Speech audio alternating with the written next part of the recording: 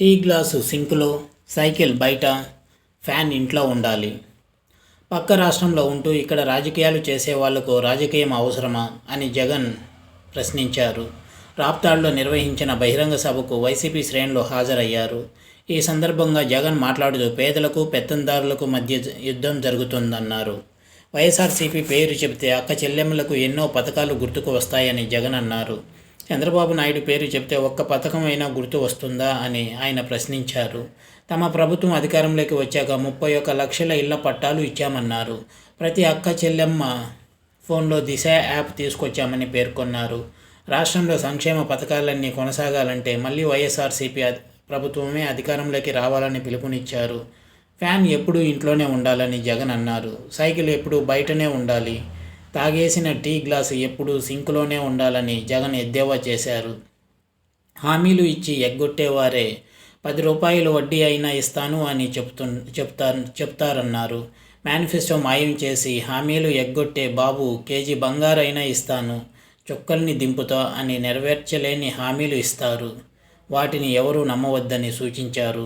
గతంలో ఎన్నడూ చూడని విధంగా నాడు నేడుతో మార్పులు తెచ్చామని జగన్ అన్నారు.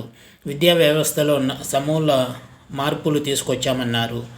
ఓట్లు అడుక్కునేందుకు మళ్ళీ అబద్ధాలు, మోసాలతో చంద్రబాబు వస్తున్నారన్నారు. మీరంతా జాగ్రత్తగా ఉండాలన్నారు. చంద్రబాబు చేసేవన్నీ మోసాలే, చెప్పేవన్నీ అబద్ధాలే అని పేర్కొన్నారు.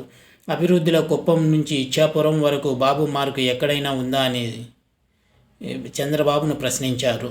1995, 1999, 2014 టీడీపీ మేనిఫెస్టోలో 10% అమలు చేశారా అని ప్రశ్నించారు.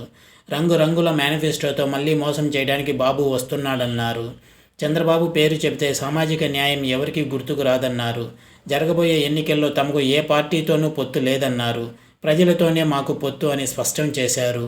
చంద్రబాబు తన సైకిల్ను తోయడానికి ప్యాకేజీ స్టార్ను పెట్టుకున్నాడని సీఎం జగన్ అన్నారు. ఈసారి పొరపాటు చేస్తే చంద్రముఖి నిద్రలేస్తుందన్నారు. చంద్రముఖి నిద్రలేచి గ్లాస్ తీసుకొని ప్రజల రక్తం త్రాగడానికి బయలుదేరుతుందని ఎద్దేవా చేశారు. 57 నెలల వైసీపీ పాలనలో చిత్తశుద్ధితో పాలించామన్నారు. విప్లవాత్మకమైన మార్పులు తీసుకొచ్చామన్నారు. ప్రతి ఇంట్లో జరిగిన మంచిని ప్రతి ఒక్కరికి వివరించాలని జగన్ పిలుపునిచ్చారు. ఇది వ్యూవర్స్, సిద్ధం సభ నుంచి జగన్ ఇచ్చిన పిలుపు.